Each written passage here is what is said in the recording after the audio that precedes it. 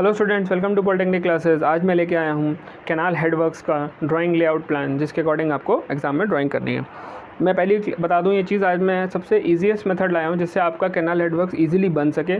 और कुछ इसमें कॉम्प्लिकेटेड पॉइंट्स हैं जिसके बारे में स्टूडेंट्स भी कई बार पूछ चुके हैं, तो उन चीज़ों को सॉर्ट आउट करके मैंने कुछ ऐसे तरीके बताऊँगा आपको जिससे आपको इसको बनाने में ना ज़्यादा टाइम लगेगा और ना ही आपको ज़्यादा इसमें कोई कैलकुलेशन करनी पड़ेगी। ठीक है। तो स्टार्ट करने से पहले एक चीज़ मैं क्लियर कर दूँ कि आपके सिलेबस में सिर्फ लेआउट प्लान है। ठीक है, आपके सिलेबस में इसका पूरा डिज़ाइन कॉन्फ़िगरेशन या डिज़ाइनिंग से रिलेटेड कोई भी एस्पेक्ट नहीं है। इसके अलावा कोई डायमेंशंस की बात भी नहीं है। पिछले साल का जो पेपर आया था उसमें भी सिर्फ इसका हेडवर्क का लेआउट बनाने को कहा था। ठीक है, इस बात का मतलब ये है कि आपको इसकी फ्री हैंड ड्राइंग बनानी है, कोई इसमें आपको डायमेंशंस नहीं दी जाएगी। ठीक है, मोस्ट प्रोबेबली इसमें कोई डायमेंशन नहीं होगी। सिर्फ एक क्वेश्चन में इतना लिखा होगा कि आप कैनाल हेडवर्क का लेआउट प्लान बनाएं, या फिर ऐसा लिखा होगा कि इसके कंपोनेंट्स के बारे में बताएं, या किसी एक कंपोनेंट के बारे में डिटेल में पूछ लेगा जिसको आपको थ्योरी में लिखना पड़ेगा। ठीक, इस पेपर में आपको थ्योरी की कॉपी मिलेगी, ये तो कंफर्म है। तो इसलिए इसमें से किसी कंपोनेंट के बारे में लिखना पड़ेगा, तो वो आप waste water and irrigation engineering की जो थ्योरी है उससे आप पढ़ सकते हैं, और बाकी ड्राइंग में आपको यहाँ पे बता रहा हूँ। ठीक है, तो देखिए लेआउट प्लान जो आपका फ्री हैंड बनना है। अब इसमें जो प्रॉब्लम है वो क्या है और जो अच्छी बात है वो क्या है। एक प्रॉब्लम ये है कि बिना डायमेंशन के ड्राइंग बनाने में कई बार होता क्या है कि आपको समझ में नहीं आता कि आप ड्राइंग में कितना लंबा कुछ लोगे, किसी चीज़ की विड्थ क्या लोगे, आर्क कितना लोगे, रेडियस क्या लोगे, साइज़ क्या लोगे, वो सब की दिक्कत होती है। ठीक है, तो उसका सॉल्यूशन क्या है, मैं आज ये वीडियो लेके आया हूँ, क्योंकि फिगर तो आपकी बुक में भी दिया हुआ है, वो देख के भी आप आराम से बना लोगे, वो कोई दिक्कत वाली बात नहीं है, वो आराम से बन जाएगा। ठीक, बट एक्जैक्टली कॉन्सेप्ट क्या है उसको समझ के हम बनाएंगे ताकि आपका काम आसान हो जाए। देखिए जो आप फिगर यहाँ देख रहे हैं, इस फिगर के अंदर जो आपकी रिवर का फ्लो है वो इस डायरेक्शन से, यानी अप स्ट्रीम से नीचे की तरफ, डाउन स्ट्रीम की तरफ है। ठीक है, अब इस अप स्ट्रीम से डाउन स्ट्रीम तक आने में आपकी जो कैनाल है वो इस मेन रिवर से आके जुड़ रही है। ठीक, कैनाल दोनों तरफ हो सकती है, लेफ़्ट साइड भी हो सकती है, राइट साइड भी हो सकती है, या दोनों तरफ हो सकती है। ठीक है, वो डिपेंड करता है आपकी कैनाल का फ्लो किस तरफ है। तो अब आपको क्या करना है, कैनाल हेडवर्क्स का काम क्या है कि जो रिवर का जो पानी है उसको कैनाल की तरफ मोड़ना है। ठीक, अब कैनाल की तरफ सीधे तो मोड़ देते हैं, पर उससे कुछ दिक्कतें आती हैं। जैसे अगर आप सीधे मोड़ देंगे बिना किसी जो अरेंजमेंट यहाँ बना है, बिना इसको बनाए, तो क्या होगा, एक तो आपकी कैनाल में सिल्टिंग स्टार्ट हो जाएगी, कैनाल का क्रॉस सेक्शनल एरिया कम हो जाएगा। दूसरा, कैनाल के फ्लो को आप कंट्रोल नहीं कर पाएंगे, फ्लड के टाइम पर कैनाल में बहुत ज़्यादा पानी चला जाएगा, जिससे कि आगे जाके उससे बाढ़ आने के चांसेस हैं। तो इन सब चीज़ों को रोकने के लिए हम एक अरेंजमेंट करते हैं, उसी को हम कैनाल हेडवर्क्स कहते हैं। ठीक, अब ड्राइंग स्टार्ट करने से पहले, जैसा कि मैंने कुछ वीडियोस में भी देखा है कि इसको बनाने के लिए इंस्ट्रूमेंट्स की दिक्कत है। कई लोग इसमें इस तरीके का फुल सर्कल का यूज़ करते हैं, ठीक है, या कंपास का यूज़ करते हैं। तो मैं क्यों कह रहा हूँ इसको ईजीएस्ट वे बनाने का, तो सबसे पहला काम जो आपको करना है, आप सबसे पहले तो किसी भी स्टेशनरी की शॉप से जाके एक इस तरीके का फ्रेंच कर्व खरीद लें। ठीक है, ये इसे फ्रेंच कर्व कहते हैं, आपको यहाँ पे स्क्रीन पे दिख रहा होगा। एक फ्रेंच कर्व खरीद लें। ठीक है, 5-7 रुपये का मिलेगा, कोई बड़ी चीज़ नहीं है। ये फ्रेंच कर्व आपका इस तरीके के कर्व बनाने में, या कहीं भी जहाँ कर्व की आपको रेडियस नहीं पता है, ठीक है, इनडेफिनेट रेडियस है, वहाँ बनाने में ईजी होता है। और जनरली हम लोग जब लेआउट बनाते हैं जिसमें आपके पास डायमेंशंस नहीं होती हैं, फ्री हैंड बनाते हैं, तब आपको इस तरीके का फ्रेंच कर्व बहुत काम आता है। ठीक, अब इस फ्रेंच कर्व का काम क्या, देखिए इसमें आपको कई तरीके के आर्क दिख रहे होंगे। ठीक, तो इसमें किसी भी आर्क के पास आपको सूटेबली रखना है बस, और आर्क बना लेना है, ना आपको कोई कैलकुलेशन करनी है, ना कोई मेजरमेंट करनी। इसीलिए आपको एक फ्रेंच कर्व की ज़रूरत पड़ेगी। आप किसी भी प्रकार के ये फुल सर्कल या फिर कंपास से बनाएंगे, टाइम भी ज़्यादा लगेगा, और जो आर्क आपको चाहिए वो आर्क बनाने के लिए आपको काफ़ी बड़ा आर्क चाहिए, इसके लिए कंपास को काफ़ी ज़्यादा खोलना पड़ेगा, और फुल सर्कल से वो काम हो नहीं पा रहा। ठीक है, तो पहली एडवाइस मेरे को है कि आप एक फ्रेंच कर्व खरीद लें इस तरीके का। ठीक है, मैं इसको फिर से दिखा दे रहा हूँ, जिसको दिक्कत हो देख ले, कई शेप का मिलता है, आप शॉप पे बोलिए, इजीली मिल जाएगा। ठीक है, इसके बाद ये जो आप मार्जिनल बॉन्ड्स देख रहे हैं, गाइड बैंक्स देख रहे हैं, ये सारे मैंने इसी से बनाए हैं। ठीक है, अब इसके कंपोनेंट्स की बात कर लेते हैं। देखिए कंपोनेंट्स का क्या है, स्टार्टिंग से स्टार्ट करते हैं। तो यहाँ पर आपको दिख रहा है गाइड बैंक। ठीक, गाइड बैंक के इधर दिख रहा है मार्जिनल बंड, या उसको एम्बैंकमेंट बंड भी कहते हैं। गाइड बैंक क्या होता है, जब पानी अंदर की तरफ आता है, यानी कि नदी जो आगे की तरफ से आ रही है, उसको हम गाइड करते हैं, निर्देशित करते हैं। क्यों, क्योंकि आपके कैनाल का हेड यहाँ फिक्स है। ठीक, और नदी अपना जो फ्लो है वो साल भर बदलती रहती है। जब सूखती है तो नदी का फ्लो कुछ और हो जाता है, जब नदी में पानी भरता है, बरसात होती है, तो फ्लो की जो दिशा होती है कुछ और हो जाती है, तो साल भर वो बदलता रहता है। तो इससे क्या होता है, आपके कैनाल में अगर आप इसको फिक्स नहीं करेंगे गाइड बैंक से, तो कभी कैनाल में पानी जाएगा, कभी कैनाल सूखी पड़ी रहेगी। तो इसलिए यहाँ पर गाइड बैंक्स दिए जाते हैं जो इसमें पानी को, साल भर पानी के प्रवाह को कंट्रोल करें, और पानी एक ही दिशा से, एक ही जगह से आए। ठीक है, तो पहला चीज़ तो आपका हो गया गाइड बैंक्स। ठीक, अब गाइड बैंक से जब पानी एंटर करेगा तो ये होती है इसकी कन्वर्जिंग साइड। ठीक है, इसको कहते हैं अभिसारी रेखा। ये अभिसारी सिरा होता है। इससे क्या होता है, जब आपका पानी अगर चौड़े एरिया से आ रहा है तो वो सिमट के पास में आता है और एक तरफ को अंदर की तरफ को होके फिर बाहर की तरफ को निकलता है, नीचे इसका डाइवर्जिंग या अपसारी सिरा होता है। ठीक, तो ये अभिसारी सिरा है, ये अपस्ट्रीम है। अब अपस्ट्रीम से पानी आया, अपस्ट्रीम और डाउनस्ट्रीम जो लोग नहीं जानते वो ये समझ लें। जैसे मान लीजिए आपने एक ही लाइन खींच ली, ठीक है, आपका पानी इस दिशा से बह रहा है और इस दिशा में निकल रहा है। ठीक, तो इस लाइन के ऊपर, मतलब जिधर आप खड़े हैं मान लीजिए इस लाइन पे, तो जिस दर से पानी आ रहा है वो आपका अपस्ट्रीम होगा और जिधर को जा रहा है वो डाउनस्ट्रीम होगा। एक रेफरेंस लाइन होना ज़रूरी है अपस्ट्रीम और डाउनस्ट्रीम को डिसाइड करने के लिए। ठीक है, अब ये अभिसारी सिरा या अपस्ट्रीम से पानी आया। ठीक, इसके बाद गाइड बैंक्स के साथ आप देखेंगे मार्जिनल बंड्स। अब ये मार्जिनल बंड्स इसके आगे भी कंटिन्यूएशन में है, मैंने इसको ही ब्रेक कर दिया है। एक्चुअल होता क्या है कि गाइड बैंक्स कुछ ऊंची दीवारें होती हैं जिसमें पत्थर की पिचिंग करके रखते हैं ताकि पानी अंदर की तरफ आए, पर कभी कभी बाढ़ आने में पानी इन गाइड बैंक्स के ऊपर आ जाता है। ठीक है, तो उस केस में पानी एक्स्ट्रा फ्लड में ना जाए, उसको रोकने के लिए हम लोग मार्जिनल बंड्स या एम्बैंकमेंट बंड्स बनाते हैं। इनकी हाइट गाइड बैंक से कुछ ऊंची होती है और ये सेफ्टी की तरह काम करते हैं। बाई चांस पानी गाइड बैंक से बाहर भी निकल जाए बह के, तो भी मार्जिनल बंड्स के अंदर रहे, आसपास के इलाकों में बाढ़ ना आए। ठीक है, इसके बाद जब आगे बढ़ते हैं तो बीच में आप देखते हैं डिवाइड वॉल। ठीक, डिवाइड वॉल का काम क्या होता है, डिवाइड वॉल आपके जो पानी अपस्ट्रीम से आ रहा है उसको दो भागों में डिवाइड करती है। ठीक, क्योंकि आपको पानी कैनाल में ही भेजना है, आपको पानी नदी में भी लेके जाना है, तो जो कैनाल में पानी आएगा इसकी टिप यहाँ पर बिल्कुल ऐसा स्ट्रेट नहीं करते, रेक्टेंगुलर शेप में नहीं लेते, थोड़ा सा पॉइंटेड या कर्वी रखते हैं ताकि यहाँ पर रेजिस्टेंस कम हो और ये वॉल टूटे ना। ठीक, तो पानी इधर भी चला जाता है और इधर भी चला जाता है। ठीक है, दोनों डायरेक्शंस में घूम जाता है, तो इससे क्या होता है, कैनाल की साइड में ही पानी मुड़ जाता है और इधर की साइड भी। तो ये काम करती है डिवाइड वॉल।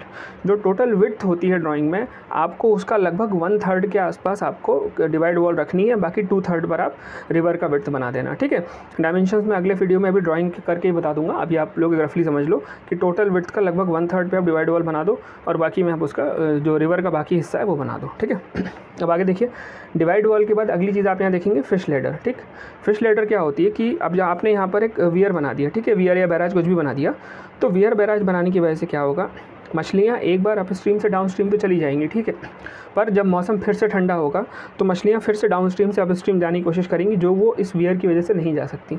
तो उनके प्रवाह को बनाए रखने के लिए, पानी में इकोसिस्टम बना रहे, इसके लिए हम फिश लेडर बनाते हैं। फिश लेडर, यहाँ जो आपका वियर है, वियर के बगल में एक स्लोपी सरफेस होती है, ठीक है, ढालू, और इसके बीच में ऐसी तिरछी तिरछी जिगजैग दीवारें बना देते हैं। इससे क्या होता है कि पानी इनके बीच से जब जाता है तो उसका फ्लो थोड़ा कम होता है। पानी के बहने की डायरेक्शन तो ये है, पर मछलियाँ पानी के उल्टा भी बहती हैं। ठीक है, तो पानी का फ्लो कम हो जाता है, जिसकी वजह से मछलियाँ इस स्लोप से ऊपर की तरफ को चढ़ सकती हैं और अप डाउन स्ट्रीम से अप स्ट्रीम में भी जा सकती हैं। ठीक है, तो ये है आपका फिश लेडर। ठीक, अब फिश लेडर के बाद एक चीज़ आप और देख रहे होंगे, यहाँ पर है वियर और बैराज। ठीक है, वियर और बैराज दोनों का कॉन्सेप्ट सेम है। अगर आपने इरिगेशन में पढ़ा होगा, मैं फिर से बता दे रहा हूँ। वियर क्या है, वियर एक आपका पत्थर का, कंक्रीट का, मटेरियल के हिसाब से अलग अलग होता है। एक दीवार है जिसके ऊपर से पानी इसके सिल के ऊपर से बहता है। ठीक है, वियर का यही कॉन्सेप्ट है कि वियर के नीचे अगर पानी बह रहा है तो वियर उसको रोक लेगा, फिर पानी यहाँ धीरे धीरे भरता जाएगा। जब टॉप पे भर जाएगा तो पानी इसके ऊपर से बहने लगेगा। जब इसका लेवल फिर से कम हो जाएगा तो पानी फिर रुक जाएगा, जब और पानी आएगा तो फिर बहने लगेगा। तो वियर पानी को कुछ देर कर रोकने का काम करता है, उसके बाद अपने ऊपर से बहना अलाउ करता है। ठीक है, वियर के बाद अगली चीज़ यहाँ पर दिया है बैराज। अब वियर और बैराज में इतना ही अंतर है कि बैराज में आप इस फ्लो को कंट्रोल कर सकते हैं। ठीक है, बैराज कुछ जगह बन भी गया है, अगर किसी ने देखा होगा तो आप जानते होंगे। बैराज में आप फ्लो को कंट्रोल भी कर सकते हैं, जबकि वियर में आप फ्लो को कंट्रोल नहीं कर सकते। बैराज में फाटक लगे होते हैं, ठीक है, स्टील के फाटक लगे होते हैं जिनको आप खोल के पानी का फ्लो कंट्रोल कर सकते हैं, जो कि हम यहाँ पर भी लगा सकते हैं बैराज। और बैराज आपके वियर जो होता है, जो आपका कैनाल में पानी जा रहा है, उस पर भी लगता है। ठीक है, तो ये हो गया वियर और बैराज, यहाँ फिश लेडर हो गई, डिवाइड वॉल हो गई। इसके बाद अगली चीज़ यहाँ पर है, ये पूरा कैनाल का सेक्शन है, मतलब कैनाल में पानी जा रहा है उसका सेक्शन है। यहाँ पर क्या है कि स्टिल पॉन्ड जो आपको दिख रहा है, स्टिल पॉन्ड क्या है, यहाँ पर एक शांत तालाब बनाते हैं, क्योंकि अप स्ट्रीम में जब पानी आ रहा है तो पानी अपने साथ सिल्ट बालू भी लेके आएगा। ठीक, और हम नहीं चाहते कि वो बालू और सिल्ट आगे बढ़ के हमारे कैनाल में घुस जाए। इससे क्या होगा, कैनाल का क्रॉस सेक्शन भी घटेगा और साथ के साथ हमारी कैनाल का समय के बाद डिस्चार्ज भी कम हो जाएगा। ठीक, तो उस डिस्चार्ज को पूरा रखने के लिए और सेक्शन ना घटे, इसके लिए हम कोशिश करते हैं कि कम से कम सिल्ट पानी के साथ कैनाल में जाए। इसके लिए हमने यहाँ पर एक स्टिल पॉन्ड बनाते हैं। अब होता क्या है कि यहाँ देख रहे हैं आप, तीन तरफ से पानी घिरा हुआ है। ठीक है, इधर से पानी आ रहा है, यहाँ रुक गया। इससे क्या होगा, जब आप थोड़ी देर पानी को छोड़ देंगे तो जितने भी भारी कण हैं सिल्ट के या बालू के, वो धीरे धीरे अपने आप नीचे की तरफ बैठेंगे, ठीक है, और ऊपर की लेयर पानी की साफ़ हो जाएगी। इसीलिए यहाँ पर एक स्टिल पॉन्ड क्रिएट किया जाता है ताकि यहाँ पर डिस्टर्बेंस ज़्यादा ना हो और पानी थोड़ी देर शांत रहे, ठीक है। इसी स्टिल पॉन्ड में नीचे की तरफ सिल्ट एक्सक्लूडर टनल होती हैं। अब ये चीज़ क्या है, देखिए, जैसे मान लीजिए आपका ये वाली जो वॉल है ग्रीन वाली, यहाँ पर जो मैंने बनाया है, इसके नीचे यहाँ पर आपने ऐसे करके एक छत बना दी, ठीक है। इसके नीचे ही इन्होंने टनल्स बनाई हैं जो एक के पीछे एक है, मतलब ये हेड है, टॉप है ऊपर, और इसी में नीचे टनल्स हैं जो एक के पीछे एक हैं। ये 4 हैं, 4 या 5 जितनी बनती हो तो वो है कि इसका काम क्या है कि जब आपका पानी इसमें एंटर करेगा तो कुछ पानी तो इसके ऊपर चला जाएगा। मतलब अगर मैं दूसरे कलर से दिखाऊं तो अगर पानी इस साइड से एंटर कर रहा है, ठीक है, तो कुछ तो इसके ऊपर चला जाएगा, ठीक, और कुछ इसके नीचे चला जाएगा। तो होता क्या है, जनरली जो लेयर्स नीचे की तरफ होती हैं हम ये मानते हैं कि उनमें सिल्ट का जो है ज़्यादा होगी सिल्ट उसमें ऊपर वाले कंपैरिजन में, तो जो पानी नीचे चला जाएगा वो अपने साथ सिल्ट को भी नीचे ले जाएगा। तो इन टनल्स के अंदर सिल्ट भर जाती है, ठीक। और इन टनल्स का जो टॉप होता है, वो टॉप जो आपका कैनाल है, कैनाल का जो वियर है, उस वियर का जो टॉप होता है उसके बराबर रखते हैं, ठीक है।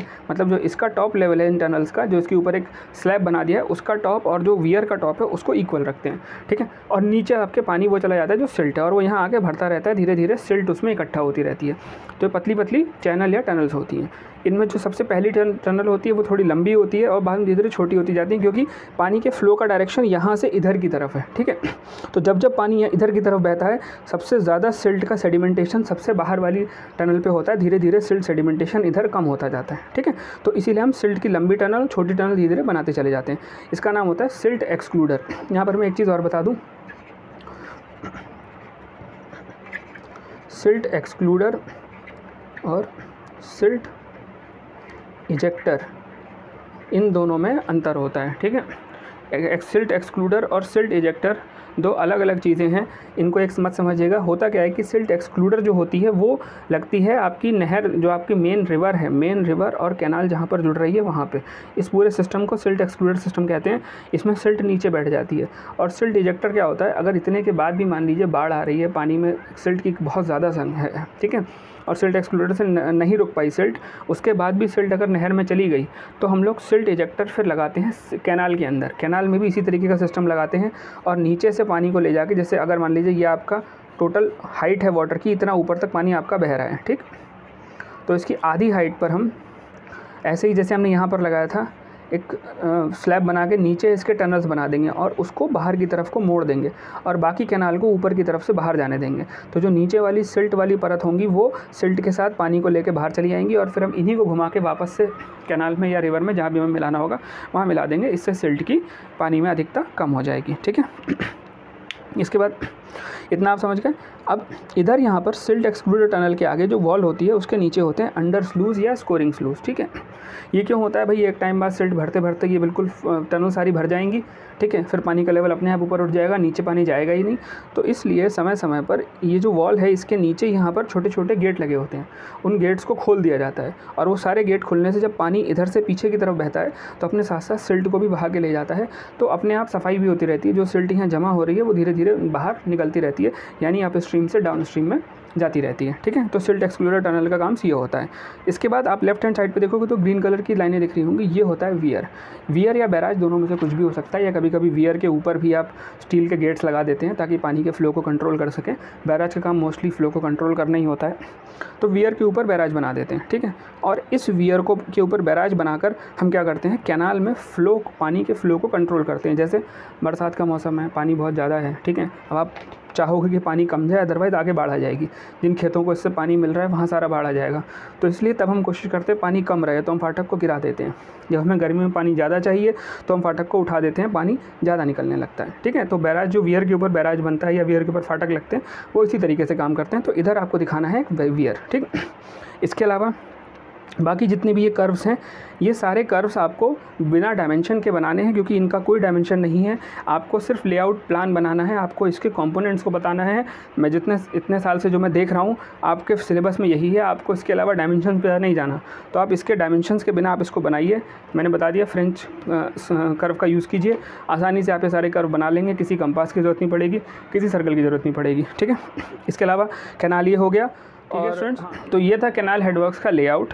इसके मेजर कंपोनेंट्स मैंने आपको बता दिए। मैं एक बार और बता देता हूँ। ये आपकी कैनाल है, इधर से आपका अप स्ट्रीम है, नीचे आपका डाउन स्ट्रीम है, ये आपका डिवाइड वॉल है जो ब्लैक कलर से है, इसके पास में रेड कलर की फिश लेडर है, इधर आपका वियर और बैराज है जो आपके रिवर में पानी के फ्लो को कंट्रोल कर रहा है, इधर की साइड आपका सिल्ट एक्सक्लूडर और स्टिल पॉन्ड है जिसमें आप पानी को कुछ देर के लिए रोक के उसमें सिल्ट का सेडिमेंटेशन करवा देते हैं और बाकी पानी को वियर की सहायता से कैनाल की तरफ मोड़ देते हैं। ऊपर आपकी गाइड बैंक्स हैं और इधर आपके मार्जिनल बंड्स हैं या एम्बैंकमेंट बंड्स हैं, ठीक है। तो मैंने आपको सारे कंपोनेंट्स क्लियर कर दिए। अब इसी वीडियो में आगे चलिए देखते हैं इसकी ड्राइंग कैसे करते हैं। अगर आपको कोई प्रॉब्लम हो तो आप कमेंट सेक्शन में पूछ लीजिएगा। चलिए इसकी ड्राइंग देखते हैं। तो चलिए स्टूडेंट्स, अब ड्राइंग देख लेते हैं कैनाल हेडवर्क्स की। मैं आपको इसकी ड्राइंग में कुछ बेसिक थंब रूल्स बताऊंगा ताकि आपको बनाने में आसानी हो और ज़्यादा कैलकुलेशंस ना करनी पड़े एग्जाम में, ठीक है। तो चलिए स्टार्ट करते हैं। सबसे पहले मैं गाइड बैंक की जो वॉल्स हैं वो खींच रहा हूँ। तो गाइड बैंक की वॉल्स को मैं ले रहा हूँ 18 सेंटीमीटर लंबा। देखिए फिगर है ये बड़ा, पर क्योंकि बिना डायमेंशंस के बनाना है तो इसलिए एक चीज़ का ध्यान रखिएगा, क्योंकि और भी फिगर्स हैं तो आपको इसकी स्पेस को बचा के रखना पड़ेगा क्योंकि इसमें काफ़ी सारे कंपोनेंट्स बनाने हैं, ठीक है। तो बाई चांस ऐसा हो सकता है जगह ना बचे, इसलिए शीट का एक साइड का कॉर्नर का हिस्सा आपको पूरा लेना पड़ेगा आधा बनाने के लिए, ठीक। पहले ही मैं बता दूँ, तो इसलिए थोड़ा सा स्पेस बचा के चलिएगा, अदरवाइज़ आपको इसको बनाने में दिक्कत होगी, ठीक। तो 18 सेंटीमीटर लंबी मैंने वॉल्स खींची और 18 सेंटीमीटर वॉल्स के बाद मैंने दोनों वॉल्स के बीच की दूरी जो है वो 1 सेंटीमीटर रख ली। अच्छा, एक्चुअली इस फिगर का मेन कॉन्सेप्ट क्या है कि आपको जो कैनाल हेडवर्क्स हैं उसका कंपोनेंट्स क्या है इसके बारे में जानकारी है या नहीं, ठीक है। और कौन सा कंपोनेंट क्या काम करता है, किस जगह पर होता है, क्या उसका डायमेंशन लगभग होती है, तो वो सब बताने के लिए आपको इसका लेआउट प्लान बोला गया है, ठीक है। अब देखिए मैंने दोनों गाइड बैंक्स खींच ली। तो ठीक है स्टूडेंट्स, ये आपने गाइड बैंक्स की वॉल बना ली। अब इसके बाद हमें यूज़ करना है फ्रेंच कर्व का, ठीक है। फ्रेंच कर्व को आपको क्या करना है, इनके कर्व्स को देखना है, ठीक। देखिए इसमें कई तरीके के कर्व आपको दिख रहे होंगे, ठीक है। अब आपको बस सूटेबल कर्व मिलाना है कि कितना बड़ा कर्व आपको लेना है, ठीक है। तो आप अंदाज़ा लगा लीजिए कि ये जो आउटर साइड का कर्व है ये आपका जो कन्वर्जिंग साइड है जिससे आप बाहर की तरफ से अंदर को पानी लेके आ रहे हैं आप स्ट्रीम में, उसके लिए सूटेबल रहेगा, ठीक। बाकी छोटे कर्व्स भी हैं अंदर, वो आप अपने अकॉर्डिंग ज़रूरत के हिसाब से देख लीजिएगा जितना बड़ा आपका फिगर हो। आपको सिंपली बस देखिए कितना आसान है, आपको बस कर्व यहाँ पे रखना है, ठीक है।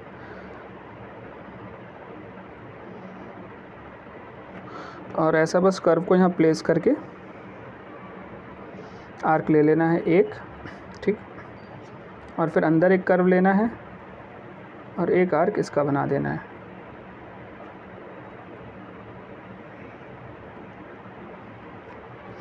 बन गया एक साइड का। दूसरे साइड रखिए और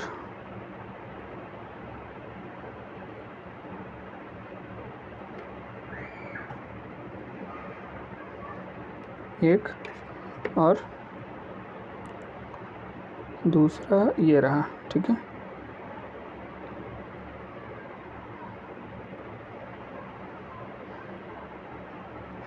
ये रहा दूसरा, ठीक है। यहाँ पर इसको हम ऐसे कर्व करके मिला देंगे, ठीक है। ये आपके बन गए गाइड बैंक्स की वॉल। इसके बाद अगला आपको क्या करना है, मार्जिनल बंड्स बनाने हैं, ठीक। अब मार्जिनल बंड्स गाइड बैंक से थोड़ा सा नीचे होते हैं, ठीक है। तो गाइड बैंक के लिए मैंने इसका कर्व का यूज़ किया है ऊपर वाले का, और मार्जिनल बंड्स के लिए मैं दूसरे वाले का यूज़ कर रहा हूँ, ठीक है। आपको सिंपली फ्रेंच कर्व थोड़ा सा इससे नीचे रखना है, ठीक है। और एक कर्व, ठीक, और इसी के पैरेलल एक दूसरा कर्व भी लेना पड़ेगा।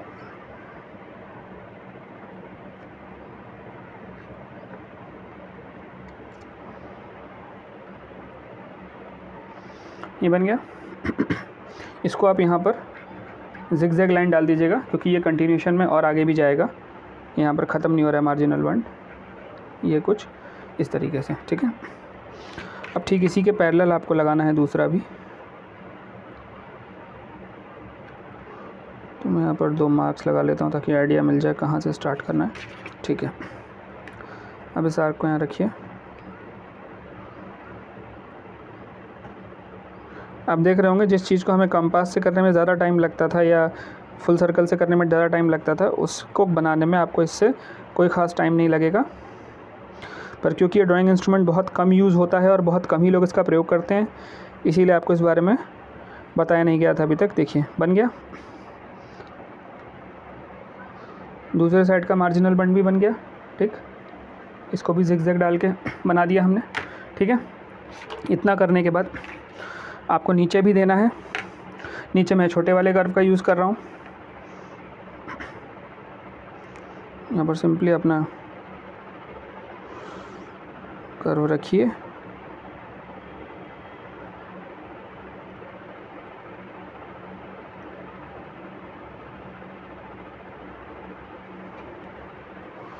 और इस तरीके से इसके आर्क को पूरा कर दीजिए और वैसे यहाँ पे रखिए। ये एक और ऊपर वाला कर्व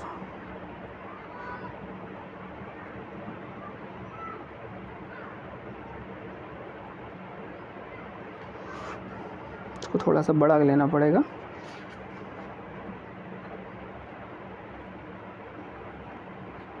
ठीक है, एक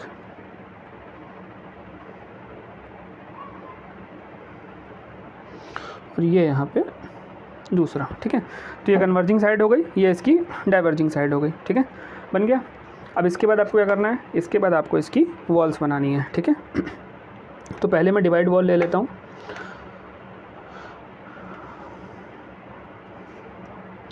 डिवाइड वॉल की एक चीज़ ध्यान रखिएगा, डिवाइड वॉल अप स्ट्रीम में ज़्यादा लंबी होती है और डाउन स्ट्रीम में थोड़ी सी छोटी होती है। ठीक है, तो अप स्ट्रीम के साइड हम डिवाइड वॉल को लंबा रखेंगे। डिवाइड वॉल का जो एंड होगा उसको हम स्लोपी या फिर कर्व रखेंगे। ठीक है, इसको कभी भी स्ट्रेट नहीं रखते, यानी कि जो रेक्टेंगुलर सेक्शन वाली वॉल होती है उसको हम रेक्टेंगुलर शेप का नहीं रखते क्योंकि पानी उससे बाहर को जा सके। ठीक है, इसके बाद आपको इसमें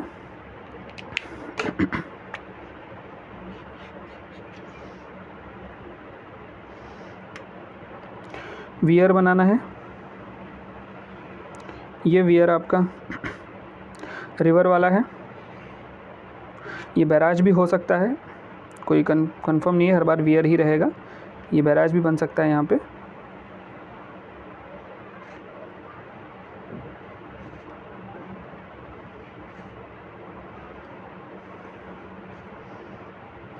ठीक है, इस तरीके से आप सिंबॉलिक तरह से दर्शा सकते हैं कि ये वियर या बैराज है। ठीक, अगला इसी के पैरेलल इधर आपको बनाना है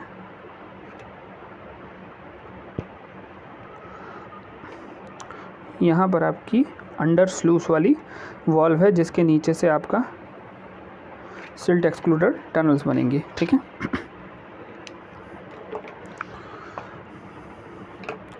सिल्ट एक्सक्लूडर टनल्स बनाने के लिए आपको सिंपली छोटी छोटी 4 लाइनें खींच लेनी है। पहले मैं रुकिए कैनाल का क्रॉस सेक्शन अलग कर लेता हूँ ताकि आप लोगों को ईजी हो। मैं देखिए कैनाल का क्रॉस सेक्शन लगभग 4 सेंटीमीटर का रख रहा हूँ। ठीक है,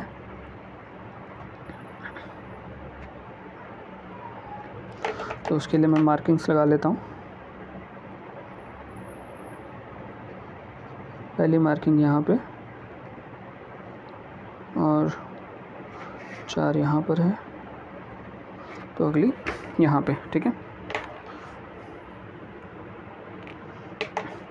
इसके बाद सिल्ट एक्सक्लूडर के लिए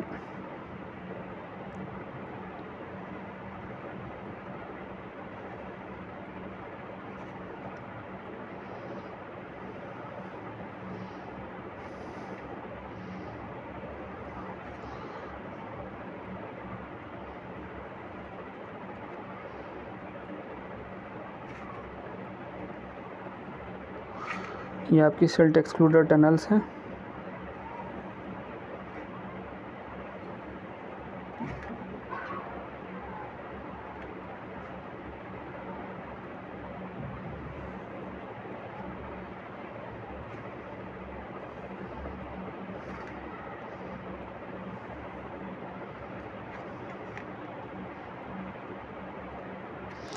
ठीक है, ये आपकी टनल्स बन गई। अब आपको यहाँ पर रिवर का कैनाल का क्रॉस सेक्शन दिखाना है कहाँ पर जा रहा है, ठीक है। तो चलिए यहाँ पे कैनाल का क्रॉस सेक्शन बना लेते हैं। मैंने 4 सेंटीमीटर चौड़ा रखा है, आप अपनी ड्राइंग के अकॉर्डिंग इसको छोटा बड़ा कर सकते हैं, ठीक है। इस पर भी आपको वियर या बैराज दिखाना पड़ेगा,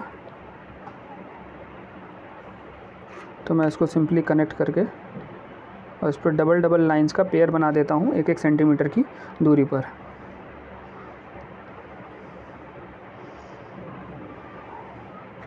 ठीक, ये बन गया। इसके बाद आपको फिर से फ्रेंच कर्व की सहायता से यहाँ पर आपको आर्क बनाने पड़ेंगे, ठीक है। आर्क क्यों बनाने हैं? क्योंकि यहाँ पर भी हल्का सा एक गाइड बैंक बना होता है ताकि पानी इससे बाहर निकले, उसके बाद कैनाल के सेक्शन में आगे फ्लो हो जाए, ठीक है। तो वो बनाने के लिए मैं इसका प्रयोग कर रहा हूँ, छोटे वाले कर्व का। या पहले मैं इसका कर्व बना ही लूँ, मैं तभी इसके सेक्शन को बनाऊँगा। देखिए, आपको सिंपली बस फ्रेंच कर्व यहाँ पे रख लेना है और एक आर्क और यहाँ से दूसरा आर्क, ठीक है। 2 आर्क लग गए, इसको यहाँ से क्लोज़ कर दीजिए। अभी मैं वापस से वियर को क्लियर कर दूँगा क्योंकि मुझे पहले इसके कर्व बना लेने हैं।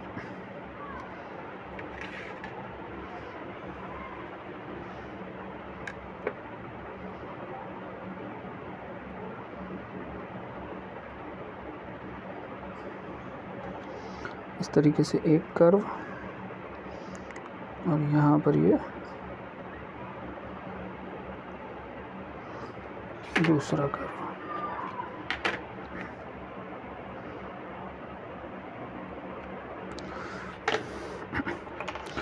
ठीक है स्टूडेंट्स, तो अब हम वियर को क्लियर कर देते हैं। ये रहा आपका वियर, ठीक। इस पे बैराज के फाटक भी हो सकते हैं और सिंपली वियर भी हो सकता है, डिपेंड करता है आपकी कैनाल किस तरीके की है। अगर ज़्यादा बड़ी कैनाल है तो ऊपर बनाएंगे, अदरवाइज़ नहीं बनाएंगे, ठीक। इसके बाद ये है आपका कैनाल की लेंथ। यहाँ पर आपको कैनाल की लेंथ खींच देनी है। इस लेंथ पर आपको ज़िग-ज़ैग लाइन लगा देनी है। ये आगे भी कंटिन्यू हो रहा है, ठीक है। तो यहाँ तक आपके सारे मेजर कंपोनेंट्स बन गए, ठीक है। कुछ जगह मेरा स्केल लगने से ये रब हो गए, मैं इनको पूरा कर दे रहा हूँ, ठीक। तो ऐसा बन गया। अब इसके बाद आपको बनाने हैं स्कोरिंग स्लूस, ठीक है। स्कोरिंग स्लूस आपके इधर नीचे बनेंगे यहाँ पे, ताकि आपकी सिल्ट जो है वो सिल्ट भी इसमें से निकल सके, ठीक है। तो यहाँ छोटे छोटे फाटक लगे होते हैं नीचे, ताकि जो सिल्ट अंदर भरी है वो सिल्ट बाहर निकल सके, ठीक। बन गया। अब सिर्फ आपको इनकी नेमिंग करनी है, ठीक। नेमिंग के लिए सबसे पहले आपको ऊपर देना पड़ेगा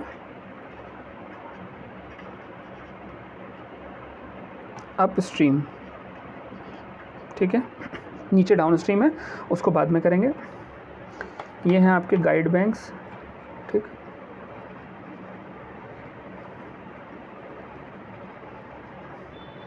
ये हैं आपके मार्जिनल बंड्स, इसको कहीं कहीं एम्बैंकमेंट बंड्स भी कहते हैं। यह है आपकी डिवाइड वॉल। डिवाइड वॉल को मैं थोड़ा सा और क्लियर कर दे रहा हूँ।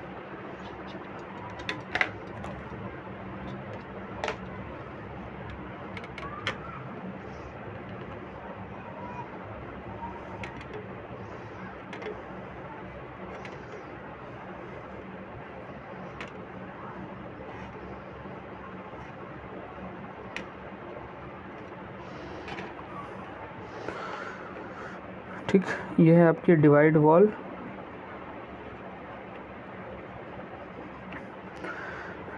ये है आपका वियर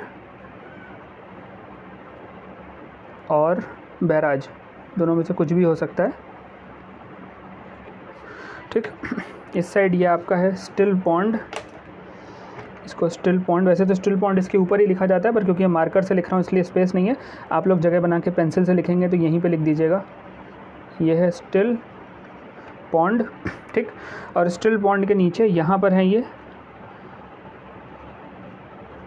स्काउरिंग स्लूस, ठीक है।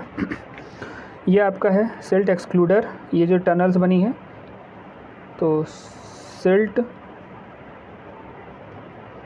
एक्सक्लूडर टनल्स, ठीक है। ये आपका कैनाल है, कैनाल में आपका ये है हेड रेगुलेटर, ये जो ग्रीन से है हेड, यहाँ आएगा नहीं ये हेड रेगुलेटर, ठीक है। और यहीं पर वियर, मतलब यही पूरा सिस्टम हेड रेगुलेटर कहलाता है जब हम पानी को कंट्रोल करते हैं बैराज से। और ये है आपका वियर, ठीक है। इसके बाद सिल्ट एक्सक्लूडर ये है। सिल्ट इजेक्टर आपका अगर आप दिखाना चाहें तो आपका सिल्ट इजेक्टर लगेगा कैनाल में, ठीक है। ये कैनाल सेक्शन है, ठीक। आपके फ्लो है इस डायरेक्शन में, तो मैं ग्रीन मार्क बना रहा हूँ, ठीक है। अप स्ट्रीम ये हो गया, डाउन स्ट्रीम आपका नीचे है,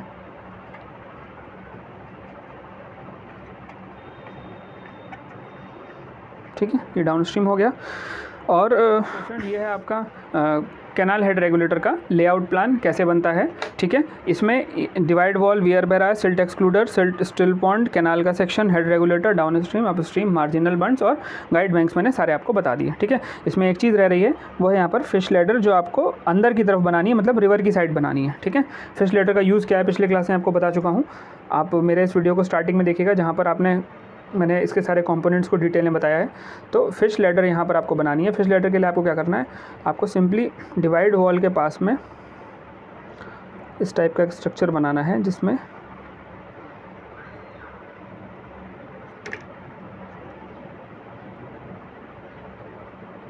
दो लाइनें आपको ऐसे सामने सामने खींच लेनी है, ठीक है। ये वियर है। इसके बाद 1-1 सेंटीमीटर के गैप पर आपको इधर एक लाइन देनी है,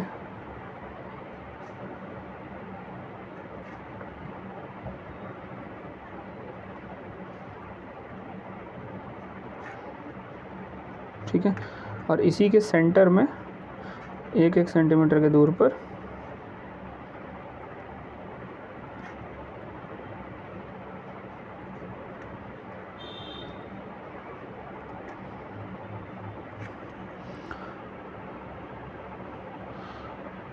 ठीक है। तो इस टाइप से आपकी ये फिश लैडर है, ठीक है। इसकी नेमिंग मैं कर दे रहा हूँ। आप लोग पेंसिल से लिखेंगे तो आपके पास स्पेस काफ़ी ज़्यादा रहेगा।